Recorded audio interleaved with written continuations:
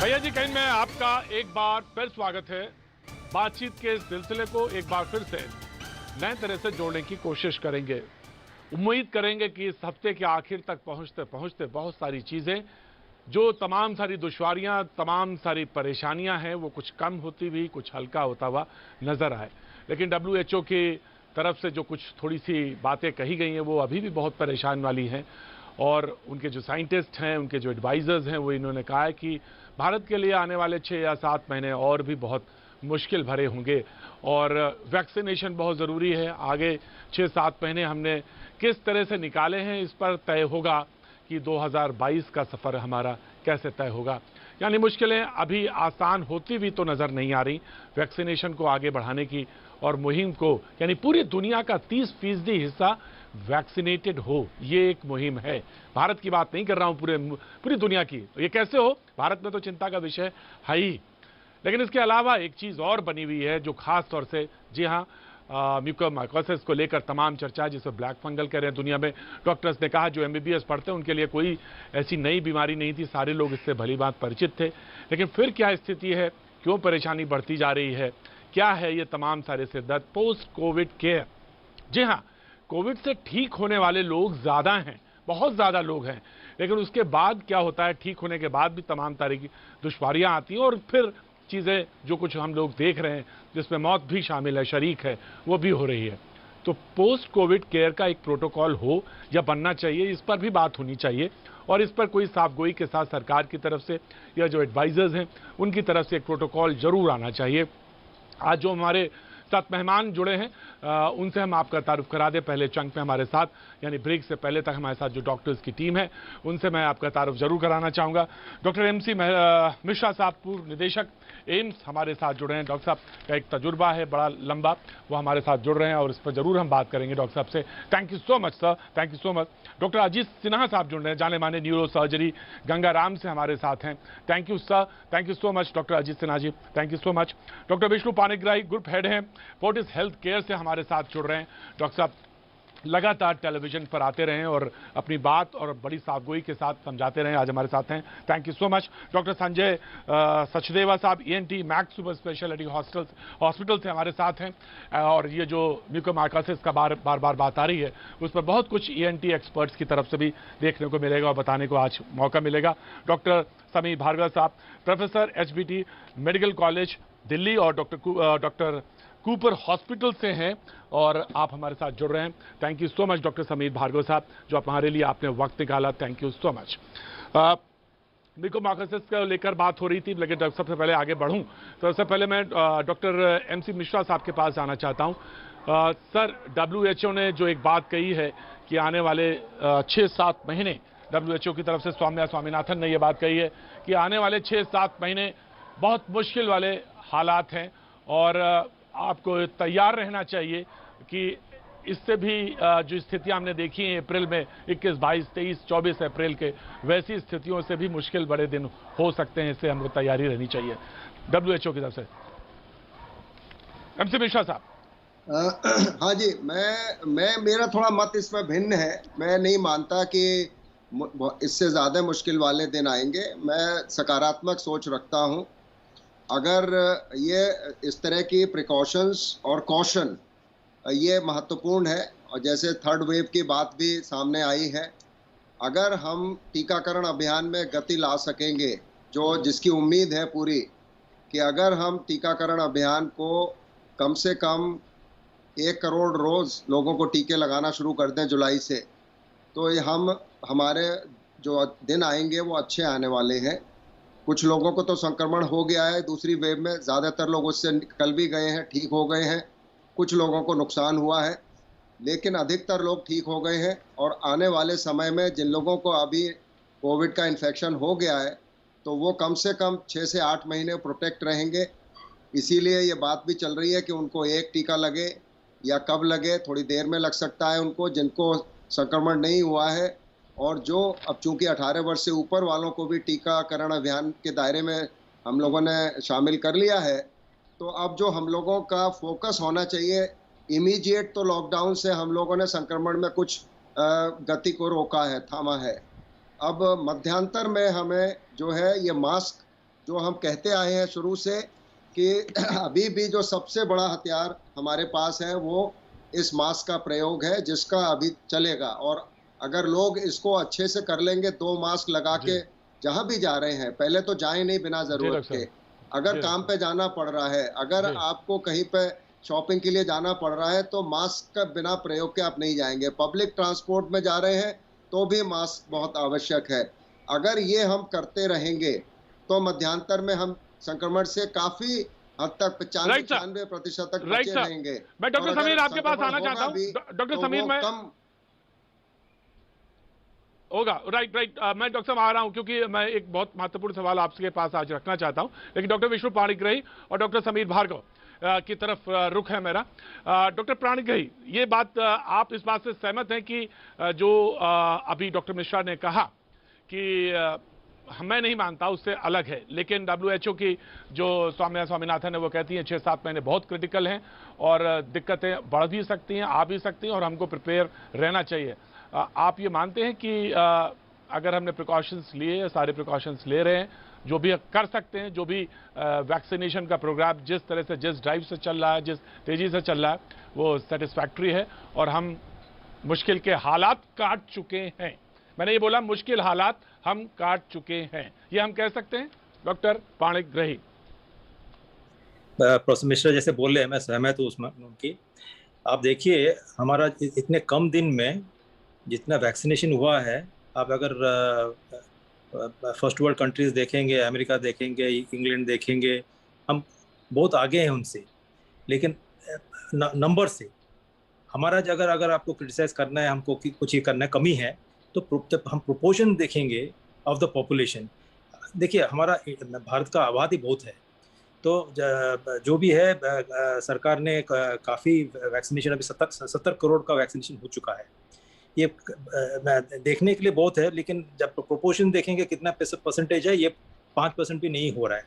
आप देखें, यूएसए का अभी 36% पॉपुलेशन वैक्सीनेट हो चुके हैं। उसलिए अभी परसों आप देखिए प्रेसिडेंट बाइडेन ने क्या बोला, मास्क, अमेरिका इज अनमास्क्ड, एंड उनका सब चैनल में यही चल रहा था। तो उनका वैक्सीनेशन बहुत अच्छी तरह से चला था। हमारा उम्मीद है कि वैक्सीनेशन का अगर प्रोडक्शन बढ़ जाएगा और जैसे चल रहा आयोजन चल रहा है कि वैक्सीनेशन बढ़ेगा, तो ये सब ठीक होगा। और गलती हमारा भी कुछ है, हम लोग अपना गार्ड ड्रॉप किए, मास्क नहीं पहने, सोशल डिस्टेंसिंग नहीं मेंटेन किए, तो ये सब कारण के लिए हुआ है।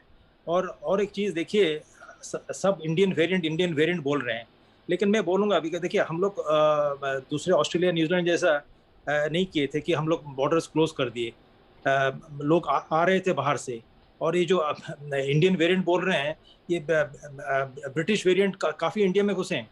हमारा हॉस्पिटल एक अमृतसर में है, जब रिव्यू कर रहे थे, प्लेन आया था यूके से, उसमें से करीब 100 पेशेंट्स पॉजिटिव निकले एंड यूके वेरिएंट था। तो ये सब हुआ है, एंड जब वायरस है वो म्यूटेट करता है, म्यूटेट करके वो जो देखा गया है ये काफ़ी इन्फेक्शियस है, तो इसलिए फैल गया। और हमारा मेन है कि ये जो अभी फुल लॉकडाउन तो नहीं हो पाएगा, जो गवर्नमेंट जो कर रहा है, कंटेनमेंट लॉकडाउन जो कर रहे हैं वो ठीक है।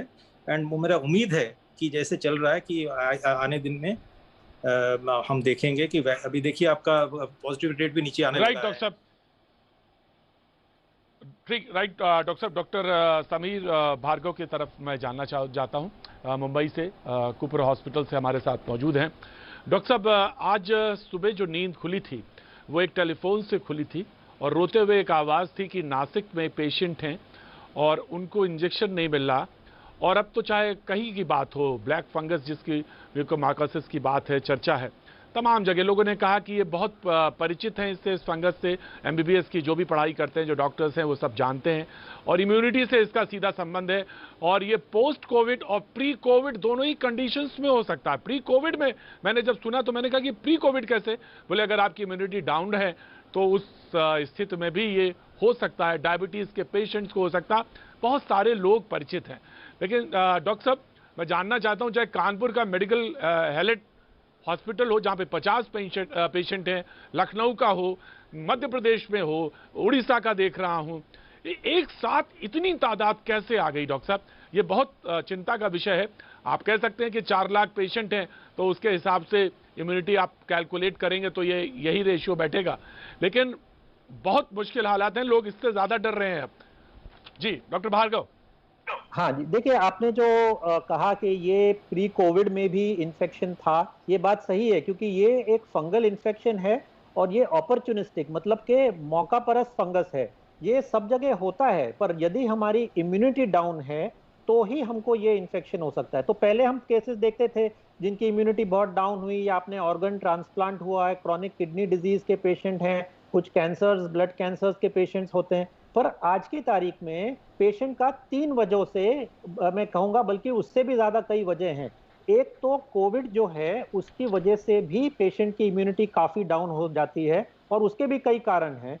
दूसरा, ये अगर आपको डायबिटीज है तो आपकी इम्यूनिटी जो है वो ज्यादा कम रहती है, और उस पे स्टेरॉइड्स हमने देखा है कि इस बार में कई जगहों पे फिजिशियंस ने स्टेरॉइड्स जो है वो बहुत जल्दी शुरू कर दिया। तो ये जो 3 चीजें मिलकर जो है वो पेशेंट की और इम्यूनिटी डाउन हो गई है। ऐसा भी हुआ है कि कुछ इम्यूनोमॉड्यूलेटरी मेडिसिन हैं, जैसे कि टोसिलुज़ुल जो इंजेक्शन दिया जा रहा है उसकी वजह से भी ये इम्यूनिटी थोड़ी डाउन हो जाती है। तो ये सभी कारण हैं जिसकी वजह से, सो बेसिकली जैसे मैंने कहा कि ये नॉर्मली भी पाया जाता है, पर जहां आपकी इम्यूनिटी डाउन हुई तो ये फंगस जो है वो अपना मुंह ऊपर करके इन्फेक्शन कर सकता है। मैं ऑफकोर्स डॉक्टर मैं आपसे बात करूंगा क्योंकि अभी है, मैं डॉक्टर एमसी मिश्रा, मैं आपके पास जाना चाहता हूं।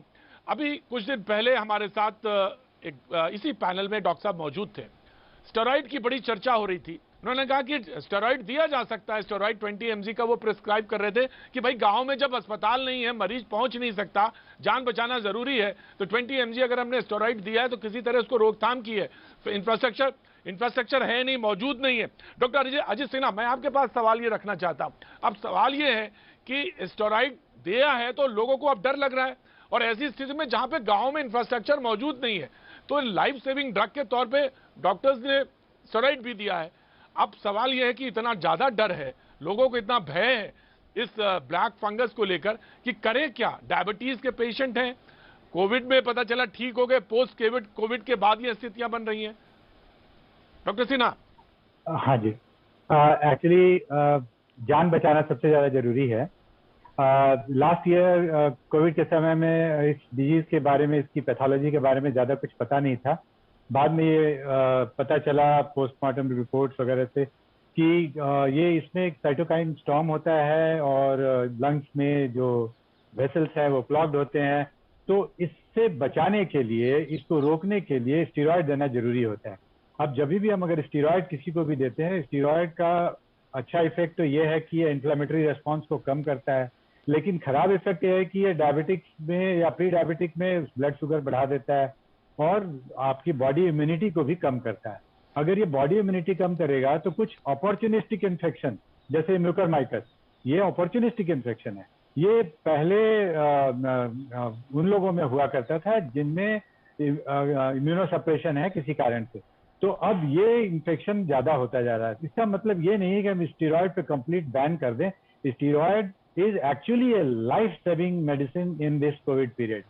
तो मुख्य बात यह है कि डॉक्टर साहब एक कॉलर है जी। बिल्कुल, मैं स्टेरॉइड पे बात बिल्कुल करना चाहूंगा क्योंकि बड़ी चर्चा स्टेरॉइड को लेकर है और बार बार स्टेरॉइड पे कही जा रही बात। लेकिन डॉक्टर्स ने कहा कि जो भी एमबीबीएस पढ़ाई करते हैं या पढ़ते हैं उनको ये मालूम है म्यूकोमाइकोसिस क्या है, एटमॉस्फेयर में प्रेजेंट है, कहीं खेत खलियान बाग बगीचे सब जगह ये फंगस है, इम्यूनिटी डाउन है तो ये हो सकता है। अब लोगों ने कोविड पोस्ट कोविड से जोड़ना शुरू किया। उन्होंने कहा कि इम्यूनो सप्रेस है तो उस केसेस में ज्यादा है, तमाम तरह की बातें हैं। लेकिन एक कॉलर हमारे साथ हैं जी, सवाल सर, मेरा नाम रूपा मेंडिस है, मैं नासिक महाराष्ट्र में रहती हूँ। मेरे हस्बैंड को पोस्ट कोविड म्यूकोमाइकोसिस हो गया है। मैंने उनको 5 दिन पहले हॉस्पिटलाइज कराया है। तो सबसे पहले मेरे हस्बैंड के नोज और माउथ, देन उनकी आईज को इफेक्ट करने लगा। बट यहाँ पे महाराष्ट्र में कहीं भी इंजेक्शन अवेलेबल नहीं थे। Just because of lack of medication मेरे हस्बैंड की राइट आई को कल सर्जरी से रिमूव करना पड़ा। Then he got a paralytic attack, जिससे उसका पूरा लेफ्ट का पोर्शन पैरालिसिस अटैक हो गया। देन वो उसको ब्रेन में रीच कर गया है। तो now he is on ventilator and there is no injections are available here.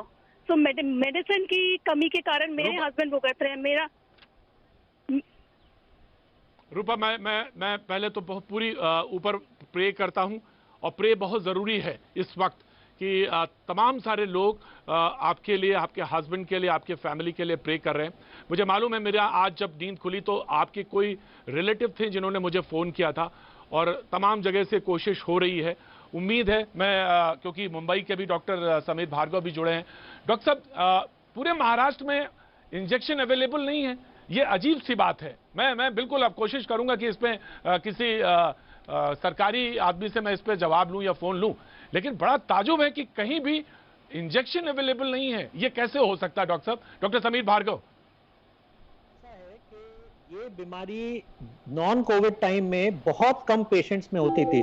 मैं आपको अगर ये बताऊं कि 2019 में हमने हार्डली साल में 2 या 3 पेशेंट्स म्यूकोरमाइकोसिस के देखे। पिछले साल फर्स्ट वेव में करीब जो हॉस्पिटल में मैं जाता हूं, जो मेडिकल कॉलेज है, वहां पे करीब 20-25 पेशेंट्स हमने पूरे वेव में देखे। और यहाँ पे जो है वो 1 महीने के अंदर ही जो है वो हम 25, 30, 50 पेशेंट जो देख रहे हैं महाराष्ट्र में। तो इसकी वजह से क्या है कि ये मेडिसिन का प्रोडक्शन ही शायद काफी कम रहता होगा, जिसकी वजह से अब जाके जब हमारी जरूरत ज्यादा पड़ रही है तो हमारे पास में अवेलेबिलिटी नहीं है। क्योंकि आप महाराष्ट्र में देखेंगे सबसे पहले जो है वो ज्यादा cases from March onwards Bombay और पूरे महाराष्ट्र में हुए, और इसी वजह से हमने देखा है कि ये बीमारी भी सबसे ज्यादा महाराष्ट्र में हो रही है। यहाँ तक कि कुछ जिले हैं जैसे कि मैं डॉक्टर साहब बहुत ईमानदारी के साथ, मैं डॉक्टर साहब बहुत ईमानदारी से, क्योंकि इस पैनल में देश के सब बड़े बड़े डॉक्टर्स मौजूद हैं,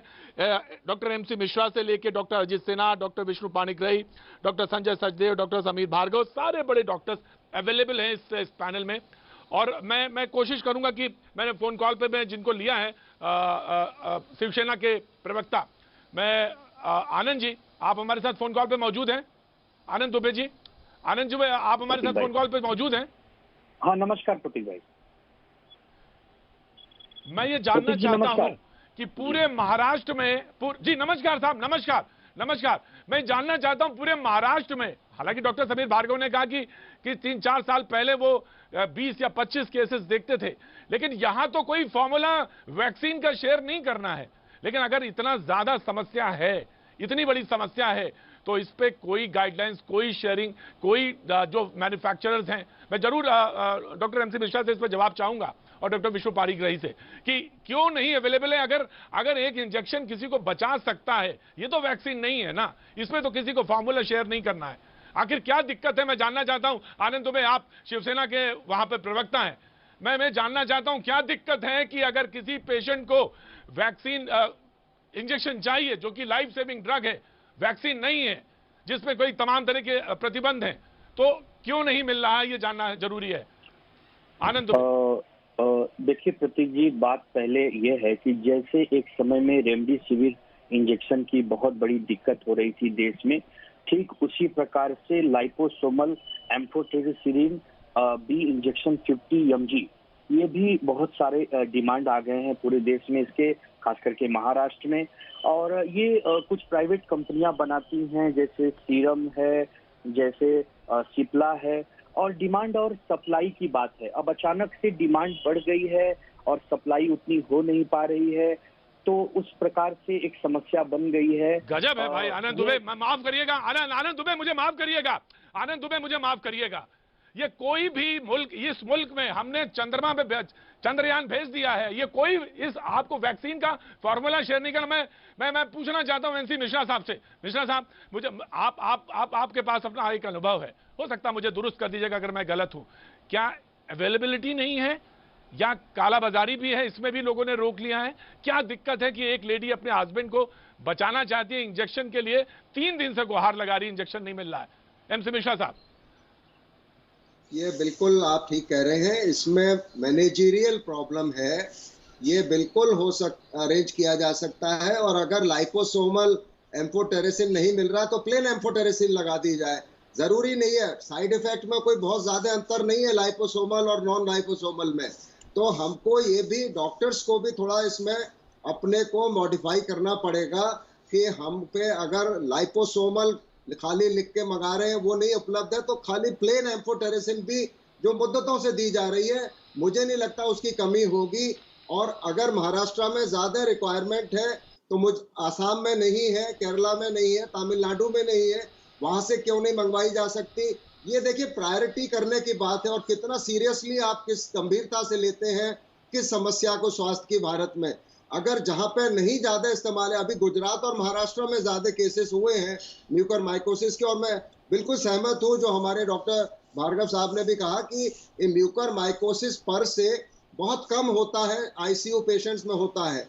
कोविड में जो हम देख रहे हैं ये फिनोमेना कि ठीक होने के बाद फिर ये लक्षण आ रहे हैं, ये थोड़ा अचंभित करने वाले भी हैं और दुर्भाग्यवश भी है। और जैसे मैडम ने बताया, आनंद दुबे जी अगर हमारे साथ फोन लाइन पे मौजूद हैं, आनंद दुबे जी फोन लाइन पे अगर आप मौजूद हैं मेरे, जी मैं आपसे अनुरोध करना चाहूंगा। हालांकि टेलीविजन का माध्यम तमाम सारे समाज के तमाम सारे लोगों के लिए होना चाहिए, किसी व्यक्तिगत के लिए नहीं, लेकिन व्यक्तिगत तौर पे अगर कोई मौजूद है तो उसका एक उदाहरण हो सकता है, एक नजीर हो सकती है और समाज में वो तमाम जगह बांटी जा सकती है। लेकिन अगर आपको प्रिक्योर करना है सर, प्लीज मैं आपसे बहुत निवेदन कर रहा हूं, हाथ जोड़ के निवेदन कर रहा हूं कि वो लेडी अपने हस्बैंड के लिए भीख मांग रही है, तो अगर कहीं से और से प्रिक्योर करना है आपको स्टेट से तो प्लीज प्रिक्योर करिए, कंपनी से बात करिए।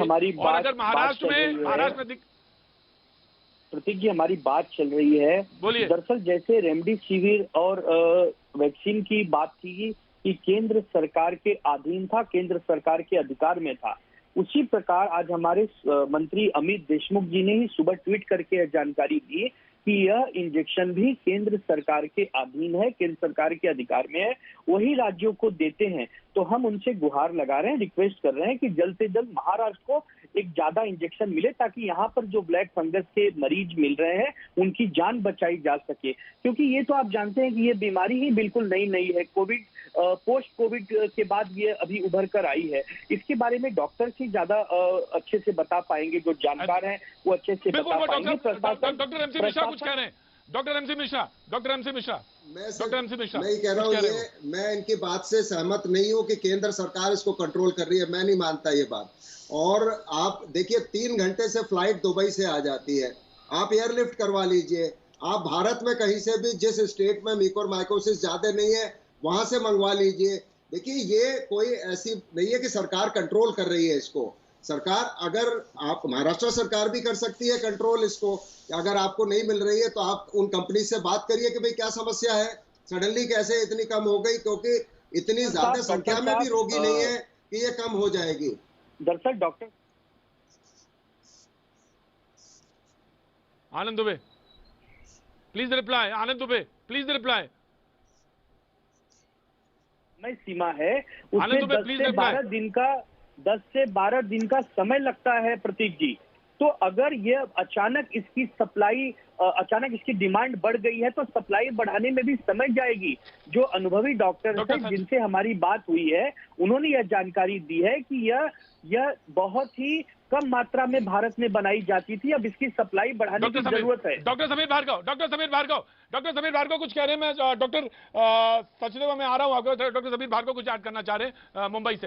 डॉक्टर समीर भार्गव जी, देखिए अभी ये बातचीत हो रही थी कि एम्फोटेरिसिन बी लाइपोसोमल जो है वो अगर नहीं मिल रही है तो जो कन्वेंशनल, जिसको हम एम्फोटेरिसिन डीऑक्सिलेट कहते हैं, पर इन दोनों में काफी फर्क होता है साइड इफेक्ट के पॉइंट ऑफ व्यू से। जो लाइपोसोमल एम्फोटेरिसिन बी है उसकी सेफ्टी फैक्टर जो है वो काफी ज्यादा होता है, क्योंकि ये मेडिसिन जो है वो काफी नेफ्रोटॉक्सिक, किडनी पे काफी असर कर देती है, इसीलिए। और इसका डोज हमको कभी कभी 2 हफ्ता, 3 हफ्ता, कभी कभी 6 हफ्ते तक भी जो है वो देने की जरूरत पड़ती है। इसीलिए बहुत जरूरी है कि जितनी जल्दी हो सके एम्फोटेरिसिन बी लाइपोसोमल जो है वो अवेलेबल हो। पर फर्क कॉस्ट में बहुत ज्यादा है। अगर इसकी आप MRP गिने तो लाइपोसोमल जो है वो करीब 7-7.5 हजार की आती है, बल्कि जो डीऑक्सिकोलेट जो हमारे, जिसको हम कन्वेंशनल एम्फोटेरिसिन भी कहते हैं, वो इसकी 1/10 से भी कम इसका कॉस्ट आता है। तो ये इसीलिए बहुत जरूरी है क्योंकि टॉक्सिसिटी जो है वो सादे वाले की ज्यादा रहती है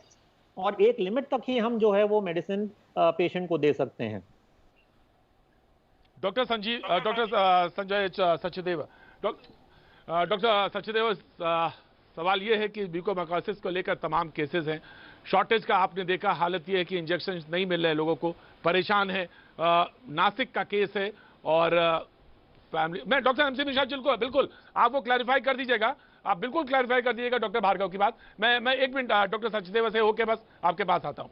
डॉक्टर सचदेवा प्लीज मुझे क्लैरिफाई करिए कि इंजेक्शन की अवेलेबिलिटी को लेकर और खासतौर से लोगों के अंदर जो डर है, भय है ब्लैक फंगस को लेकर, उसको कैसे उसे निपटा जाए, और एकदम से जो केसेस आए हैं तो गवर्नमेंट को पोस्ट कोविड जो प्रोटोकॉल है उस पर आप सोचना चाहिए और या उसको कुछ क्लियर करना चाहिए। डॉक्टर संजय सचदेवा जी, आप बिल्कुल ठीक कह रहे हैं और ये हम लोगों का भी एक्सपीरियंस रहा है लास्ट कोविड वेव में कि हमारे पास कुछ म्यूकोरमाइकोसिस नॉर्मल से ज़्यादा आए थे।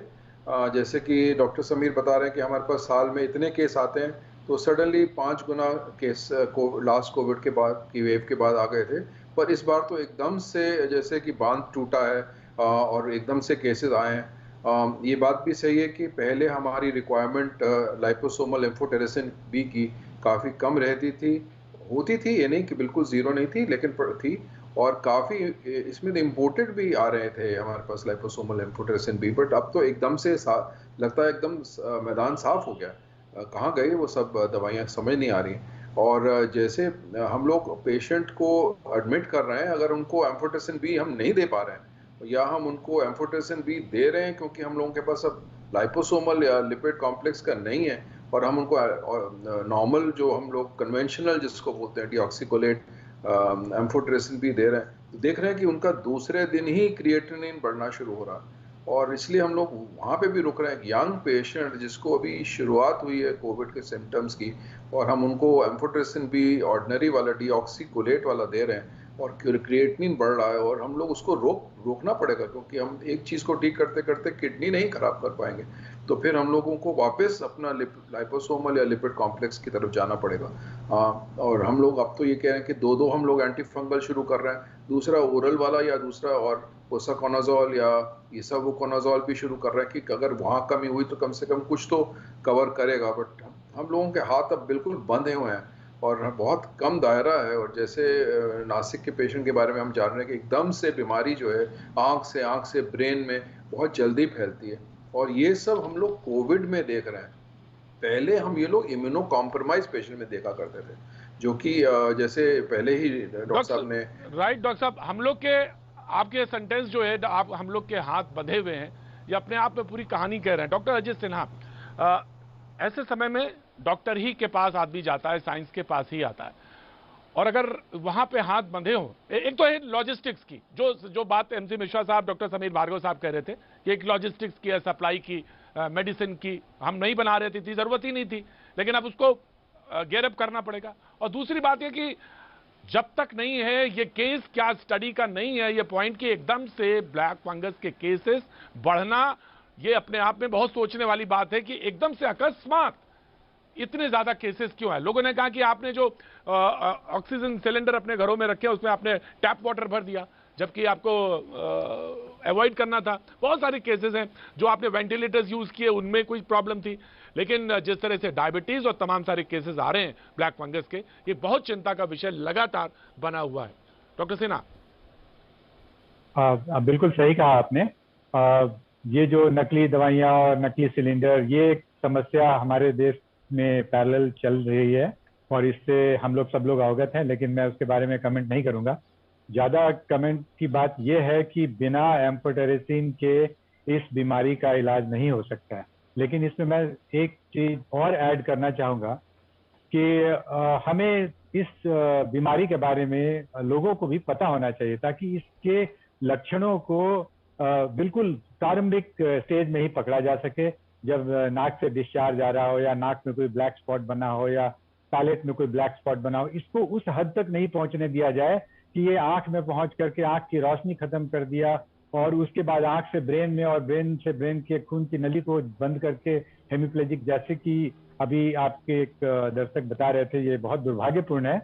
और इस समस्या, इस एस्पेक्ट की तरफ मैं ध्यान आकर्षित करना चाहूँगा कि लोगों को भी पता होना चाहिए, और आईसीयू में वर्क करने वाले या ओपीडी में वर्क करने वाले जनरल फिजिशियन, उनको भी कॉशियस होना चाहिए। उनको ये बात समझनी चाहिए कि इस सीजन में ये समस्या बहुत फ्रीक्वेंट है, इसलिए एंडोस्कोपिक एग्जामिनेशन नाक का हो या detail examination of paranasal sinuses and mouth हो, ऐसे कोविड पोस्ट कोविड पेशेंट्स में ये बहुत जरूरी है। Amphotericin is a medical treatment. बहुत बार जब ये इतना ज्यादा फैल जाता है तो इसके लिए ऑपरेशन भी करना पड़ता है। राइट डॉक्टर विष्णु, मैं आप ही के पास आ रहा हूं। तो क्या हम पहले से सचेत नहीं थे पोस्ट कोविड या कोविड के दौरान, उसके ट्रीटमेंट के दौरान जो प्रोटोकॉल था उसको लेकर क्या बहुत डेफिनेट नहीं थे, या हम उस पर बहुत ज़्यादा निगरानी नहीं कर पा रहे थे, डॉक्टर्स आ नहीं रहे थे पेशेंट्स के पास, और जो इलाज हो रहा था वो बहुत सारे टेलीफोन या टेलीमेडिसिन से हो रहा था, तो वो उसके साइड इफ़ेक्ट्स अब हम देख रहे हैं। या जो लोग भर्ती थे, जो एडमिट थे, उनको क्योंकि वो कोरोना पेशेंट थे, एक डर भी था, एक भय भी था, हमारे हेल्थ सर्विसेज पर भी एक प्रेशर था। तो ये तमाम सारे रिप्रिकॉशंस हैं जो अब हमको सामने दिखाई पड़ रहे हैं, और अब एक वक्त है, बहुत इलानतार है, जिसपे हमको जहां तक सवाल है कोरोना पेशेंट और पोस्ट कोरोना, उस पर कहीं ना कहीं एक हमको डेफिनेट होना पड़ेगा। डॉक्टर पाणिग्राही, मैं कुछ अच्छे सवाल आपका है, कुछ बताना चाहता हूँ। Already institute of medical sciences, जहाँ प्रोफेसर मिश्रा पहले डायरेक्टर थे, ICMR, इन लोग बहुत अच्छे तरफ से एक प्रोटोकॉल बनाए हैं, माइल्ड, मॉडरेट, सीवियर। ये मैसेजिंग पूरा गांव-गांव जाना चाहिए, ये नहीं। और नंबर 1, नंबर 2, आप देखेंगे बहुत सारे कोविड पेशेंट्स माइल्ड कैटेगरी में आ जाएंगे, ठीक से रहेंगे, आराम से हो सकता है। और उसका है कुछ, क्या क्या दवाई दे सकते हैं, क्या क्या नहीं दे सकते हैं। अभी देखिए, अगर 94 से कम सैचुरेशन है, आप ऑक्सीजन दे सकते हैं। 95 से ऊपर है तो ऑक्सीजन की जरूरत नहीं है। हम लोग स्टेरॉइड्स बहुत जल्दी दे रहे हैं, 4-5 दिन से पहले बिल्कुल स्टेरॉइड का आवश्यकता नहीं है। और स्टेरॉइड देना है तो डॉक्टर्स का सलाह लेके करना है। आजकल सब डॉक्टर गूगल बन गए, गूगल करके अपने आप इलाज कर रहे हैं।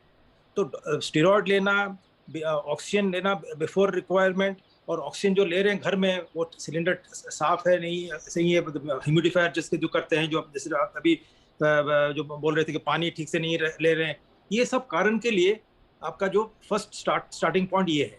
नंबर 2, आप देखेंगे कि जो चल रहा है अभी 95% जो म्यूकोरमाइकोसिस आ रहा है वो डायबिटिक पेशेंट्स है। आप डायबिटिक पेशेंट्स पे स्टेरॉइड्स दे रहे हैं, और अगर स्टेरॉइड्स आवश्यकता है दीजिए, नहीं है तो वेट करिए। और स्टेरॉइड्स देंगे तो शुगर बढ़ेगा, तो इसके लिए जो शुगर का कंट्रोल बहुत ज़रूरी है, जो हम लोग बोलते हैं मेडिकल साइंस में ग्लाइसेमिक कंट्रोल। तो एज इट इज़ डायबिटीज़ का इम्यूनिटी कम रहता है, और ये सब हमेशा इम्यूनिटी कम होने के लिए म्यूकोरमाइकोसिस हो रहा है। जैसे आप देखिए लकड़ी, हर लकड़ी में ये नहीं होता है, आपका जो दिमक नहीं लगता है। तो अगर इम्यूनिटी कम हो जाता है तो दिमक लगता है। तो सिमिलरली उसी तरफ से अगर इम्यूनिटी कम हो रहा है तो म्यूकोरमाइकोसिस हो रहा है आपका। तो ये बहुत ज़रूरी है कि ये करना है। और एक इम्पॉर्टेंट चीज़ है, जैसे अभी बोला हुआ है कि अगर ठीक टाइम पे आए अर्ली स्टेज में, ये जानलेवा नहीं है। और एक चीज़ है, ये कंटेजियस नहीं है, ये एक आदमी से दूसरे आदमी को नहीं जाता है। तो अर्ली स्टेज डिटेक्शन, डॉक्टर का सलाह लेना है ठीक तरफ से, तो ये सब ये हो सकता है। और अभी देखेंगे लास्ट फेज और ये फेज में। राइट डॉक्टर साहब, मैं एक छोटा सा ब्रेक लेना चाहूंगा, क्योंकि वक्त थोड़ा आगे निकल गया, एक्सीड कर गए हम। MC मिश्रा साहब से जरूर हम पूछेंगे, जो कि उन्होंने डॉक्टर भार्गव के कुछ सवाल पे उन्होंने कहा कि नहीं, हम इसको क्लैरिफाई करना चाहते हैं, वो बोलना चाहते हैं। ऑफ कोर्स जरूर आप बात कहिए, और ये प्लेटफॉर्म ही वही है। मैं एक छोटा सा ब्रेक लूंगा, ब्रेक के बाद फिर हाजिर होता हूँ, कुछ मेहमान हमारे साथ और जुड़ेंगे।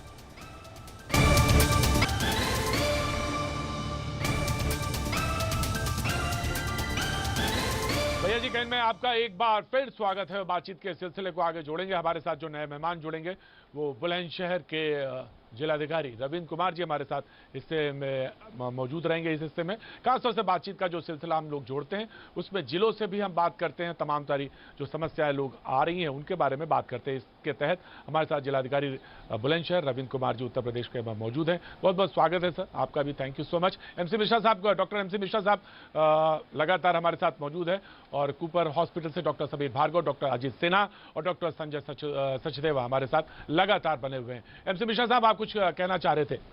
MC मिश्रा।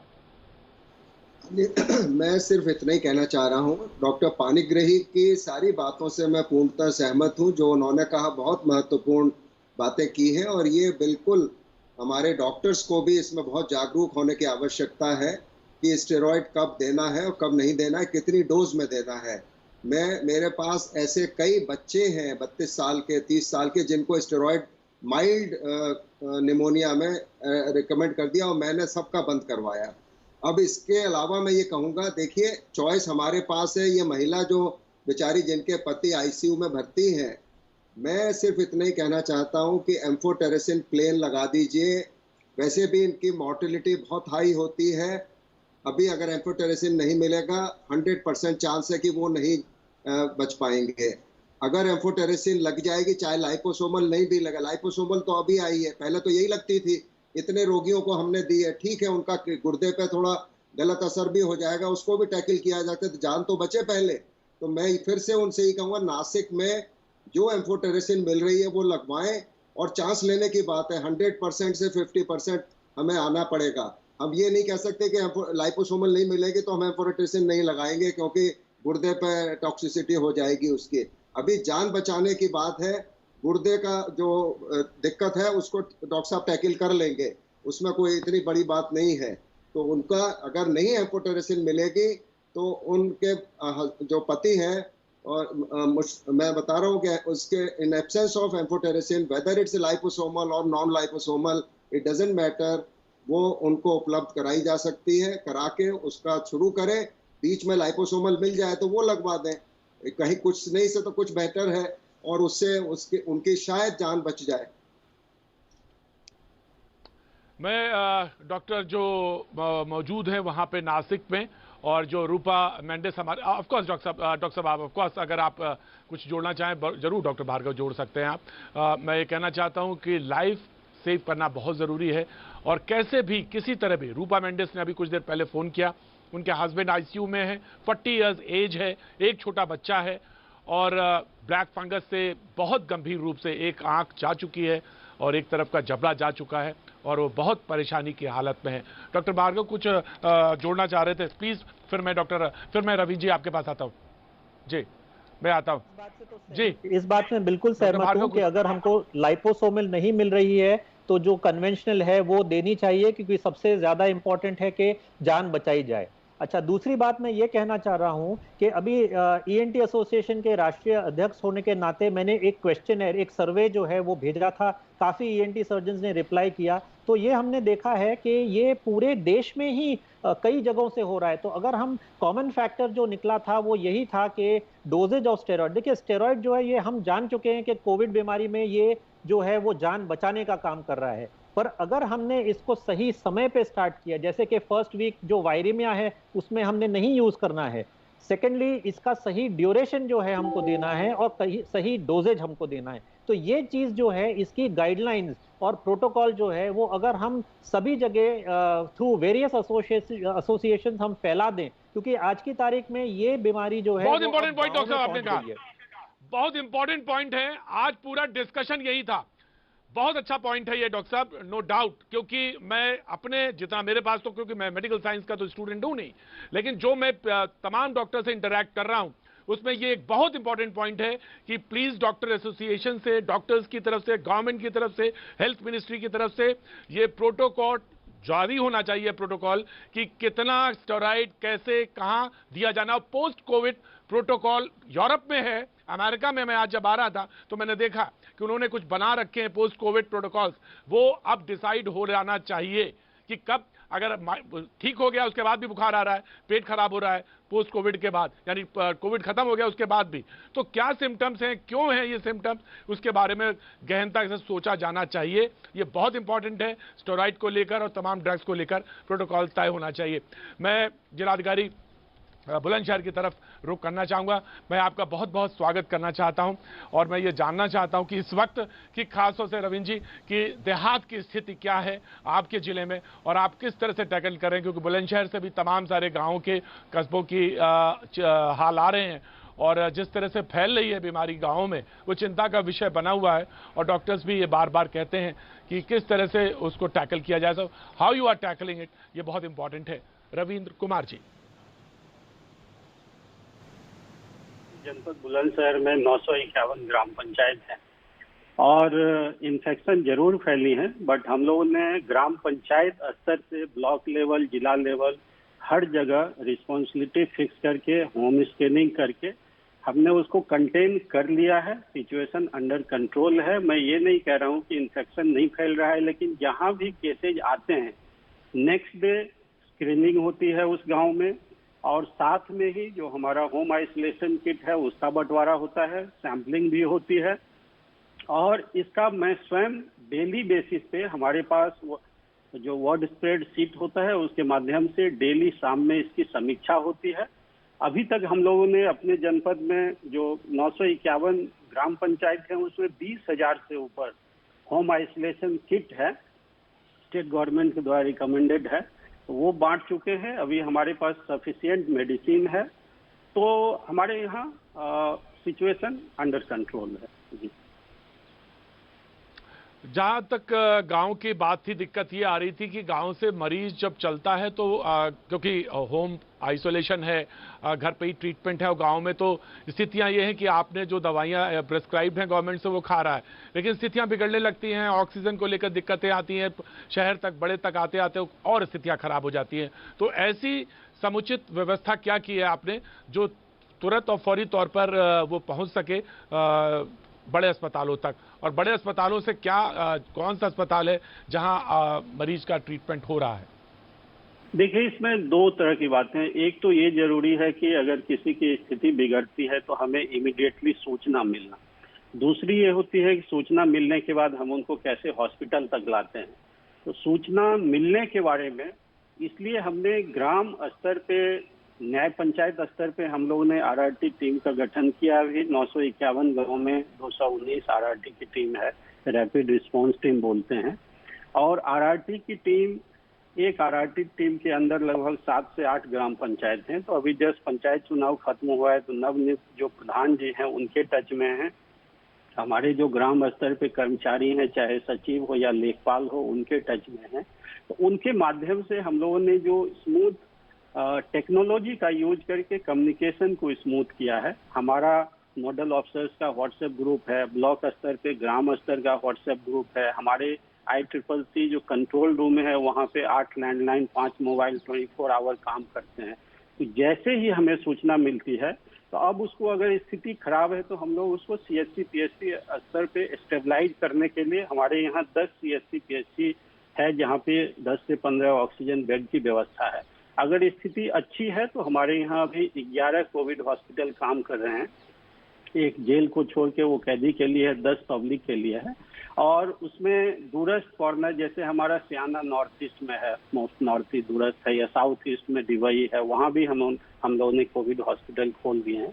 तो ऐसी स्थिति नहीं आने दिए हैं कि लोगों ने, मतलब हमारे पास सूचना मिलने के बाद लोगों ने दम तोड़ा हो। जहाँ तक ऑक्सीजन की बात है तो ऑक्सीजन, अब देखिए, पहले से जो रेगुलर सप्लाई था, अचानक डिमांड बढ़ी तो दिक्कतें जरूर हुई, बट हमारे जनपद में एक भी ऐसा केस आपको नहीं मिलेगा कि हॉस्पिटल में ऑक्सीजन बेड पे मरीज ने दम तोड़ा हो। भले ही अधिकारियों को रात भर जगना पड़ा, लेकिन हम लोगों ने ये एश्योर किया। तो हर एक तरह से हम लोग कोशिश कर रहे हैं और अभी स्थिति कंट्रोल में है। आगे भी आशा करते हैं स्थिति कंट्रोल में रहेगी। जी, लेकिन क्यों होता है कि जो अधिकारी होता है, और सबसे आप उस सर्वोच्च अधिकारी हैं जिले के, और ये जानना चाहते हैं, हर आदमी जानना चाहता है। WHO के बारे में मैं जिक्र कर रहा था डॉक्टर्स के पैनल पे, उन्होंने कहा कि आने वाले ना आए, अच्छा हो प्रभु, वो जो उनकी बात है वो झूठी निकले, लेकिन 6-7 महीने बहुत क्रिटिकल हैं, हो सकता है। तो तमाम तैयारी, क्योंकि प्राथमिक स्वास्थ्य केंद्र की आप बात कर रहे थे, तो मुझे लगता है ये एक अपॉर्चुनिटी भी है जिसको कि और बेहतर करने के संकल्प लिया जा सकता है, और जो प्राइवेट पार्टनर्स हैं उनके जरिए भी, और मशीन्स को भी अपग्रेड किया जा सकता है। तो क्या भविष्य में कुछ ऐसा सोच रहे हैं आप? क्योंकि तमाम सारे लोग जानना चाहते हैं कि प्राथमिक स्वास्थ्य केंद्रों की स्थितियां बहुत अच्छी नहीं है, तो क्या ये एक अपॉर्चुनिटी बनेगी और आने वाले समय में गाँव को और पंचायतों को एक अच्छे प्राथमिक स्वास्थ्य केंद्र साजो साज के साथ मिलेंगे? रविंद्र कुमार जी।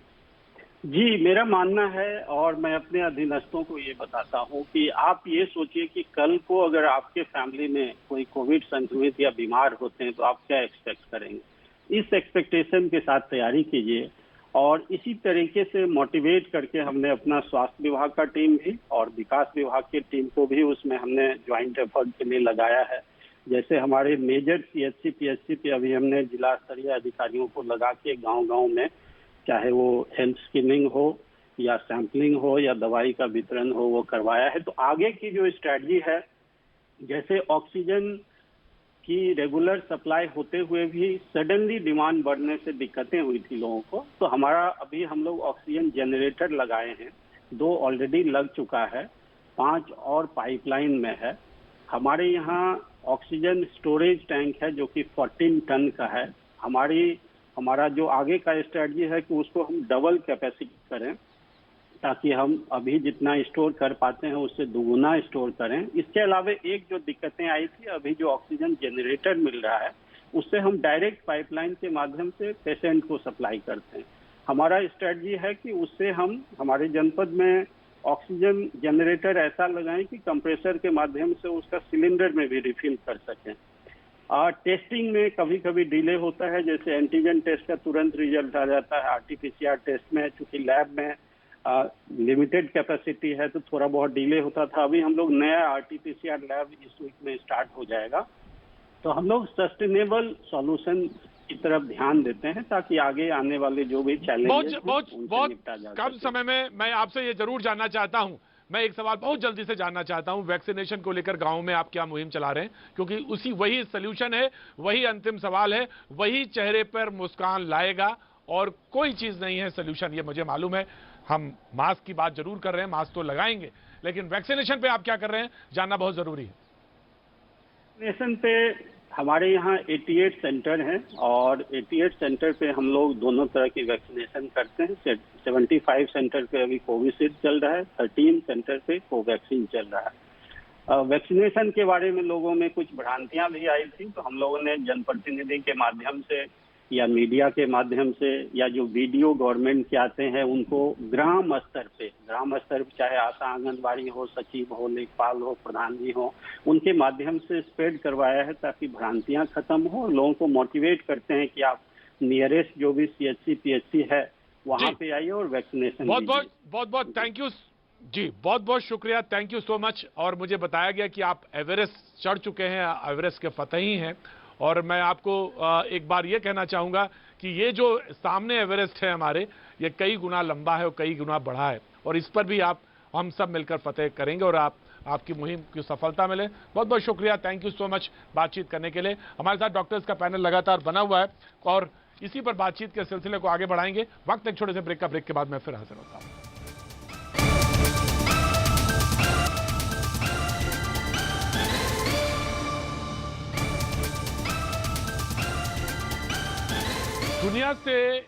दुनिया का पहली बार सामना हो रहा था ऐसी बीमारी से, ये बात सच है, लेकिन अब जब ये बात बार बार सामने आ रही, म्यूकोरमाइकोसिस के केसेस, ब्लैक फंगस जिसको लोग कह रहे हैं, लगातार केसेस बढ़ रहे हैं और बड़ी तादाद में लोगों के सामने, कहाँ 2-2 साल में या साल में 20 या 25 केस, और लगातार जिस तरह केसेस आए हैं और बढ़ रहे हैं, ये चिंता का विषय बना हुआ है।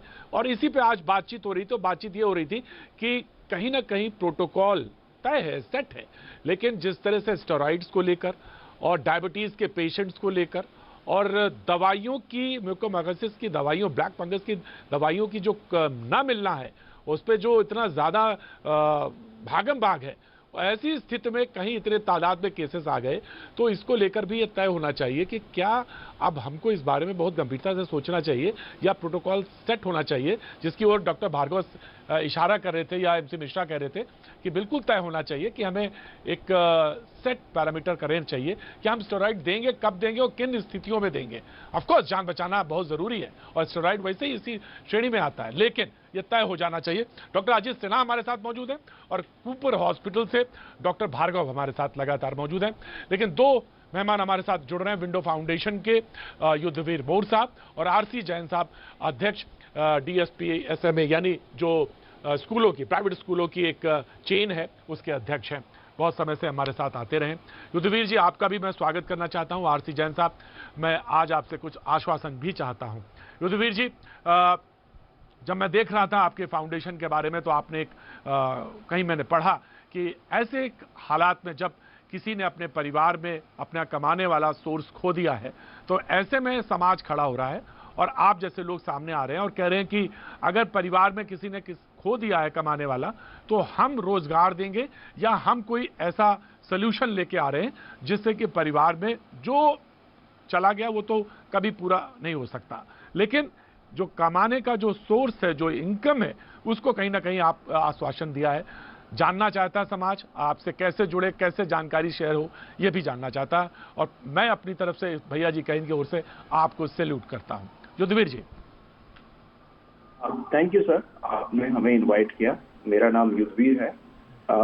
ये आइडिया हमें एक हफ्ते पहले एहसास हुआ जब पता लगा कि कुछ मेरे साथी जिनके साथ मैं काम करता था, जिनके साथ मैं कॉलेज में पढ़ा था, कि उनकी डेथ हुई कोविड से।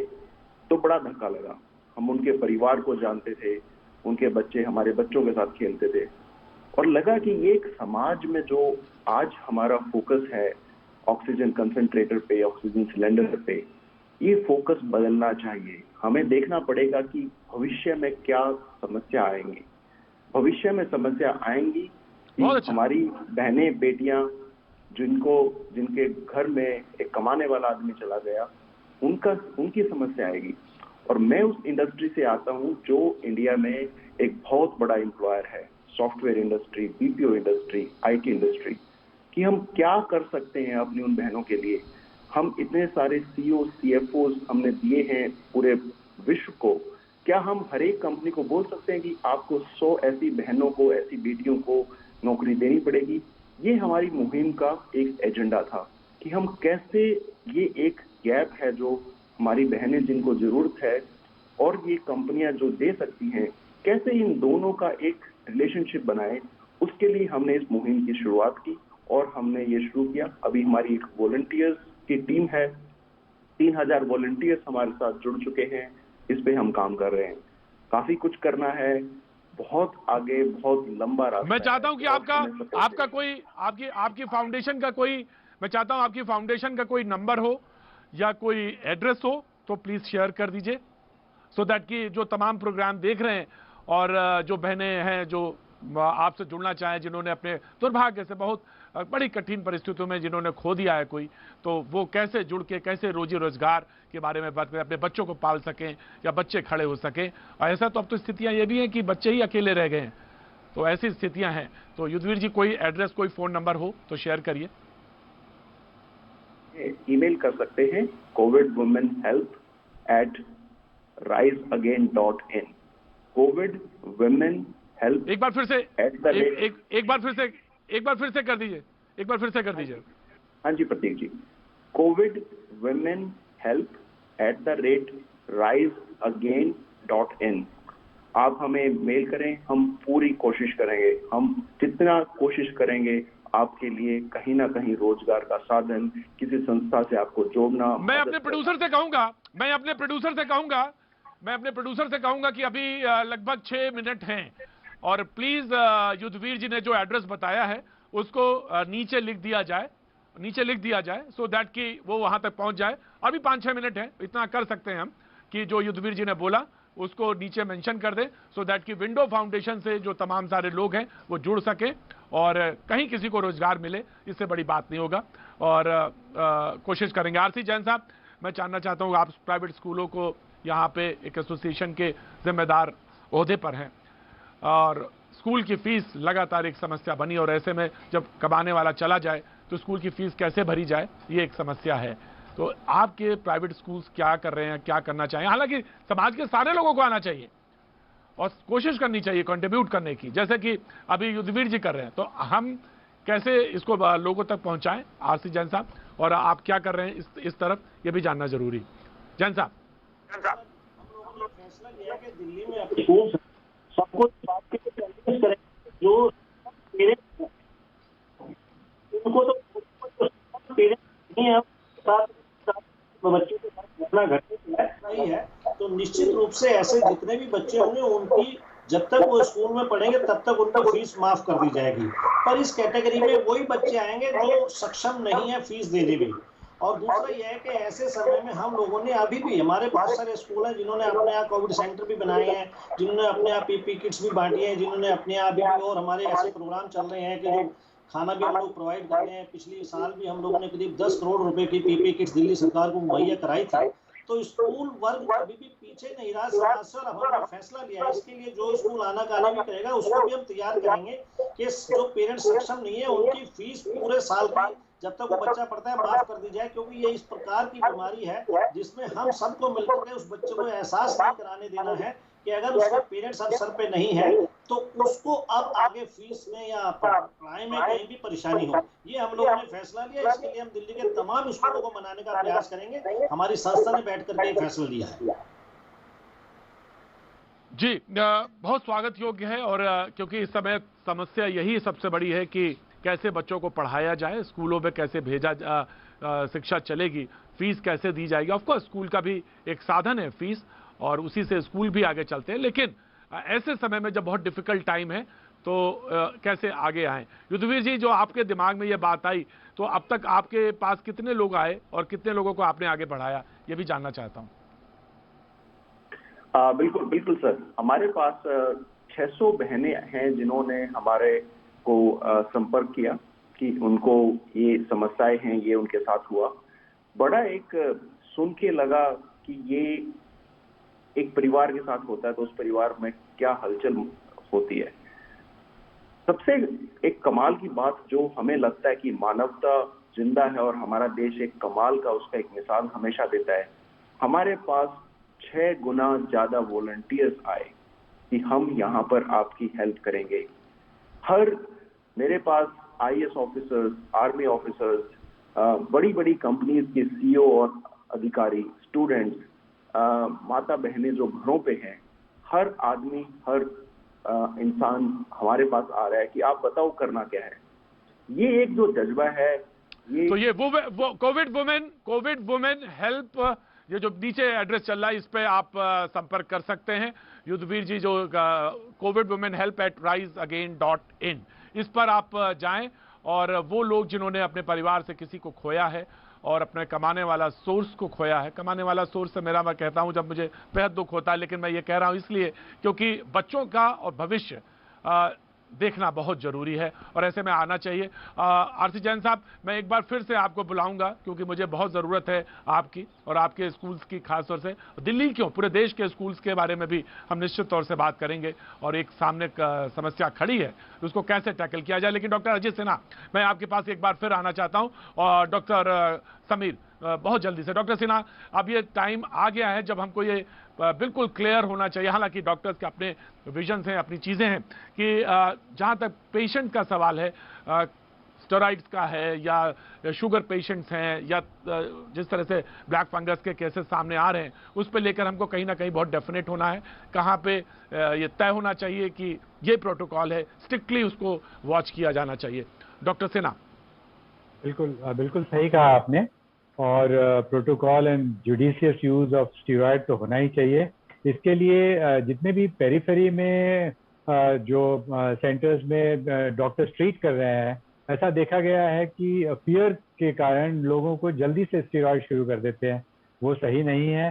स्टेरॉइड शुरू करने का एक निश्चित समय है, एक निश्चित इंडिकेशन है कि अगर 5 दिन के बाद भी बुखार आ रहा है और बायोकेमिकल पैरामीटर्स ये दिखा रहे हैं कि इन्फ्लेमेशन ऑनगोइंग है, तभी शुरू करना है। अगर हम पहले शुरू कर दें तो बहुत ज़्यादा यूज हो जाएगा स्टेरॉइड का। फायदा तो उससे होगा नहीं, बल्कि उससे नुकसान हो जाएगा, क्योंकि ये इम्यूनोसप्रेशन करता है, डायबिटीज को बढ़ावा देता है, और उसके कारण ये ब्लैक फंगस जैसा हम लोग डिस्कस कर रहे हैं ये भी आता है।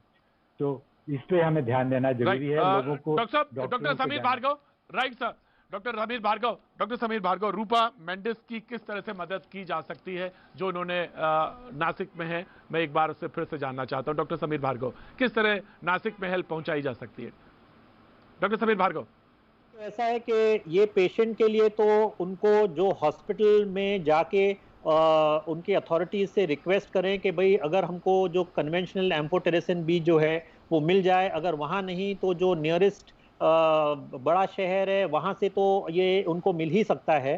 और मैं दूसरी चीज ये भी कहना चाहता हूं कि भाई जिन पेशेंट्स को कोविड हो गया और वो घर चले गए, चाहे वो माइल्ड इन्फेक्शन हो या मॉडरेट या सीवियर, अगर वो डायबिटिक हैं, ये बहुत जरूरी है कि उनको सतर्क रहना चाहिए कि उनका शुगर लेवल जो है वो 200 से नीचे ही रखना चाहिए, और उनको जो लक्षण आते हैं म्यूकोरमाइकोसिस के उसके बारे में सतर्क रहना चाहिए। और जो भी हॉस्पिटल से आप डिस्चार्ज लें, आप जरूर अपने डॉक्टर से पूछ लें भाई हमको किस चीजों के लिए जो है वो ज्यादा सतर्क रहना है। That is very important.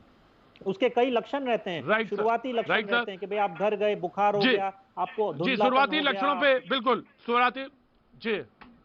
शुरुआती लक्षणों पे हमको बिल्कुल ध्यान देना है, और शुगर के जहां तक पेशेंट हैं उन्हें तो बहुत अलर्ट पे रहना है। आज अभी बस सिर्फ इतना, कल फिर और मुलाकात। बने रहिए हमारे साथ आर पार का वक्त।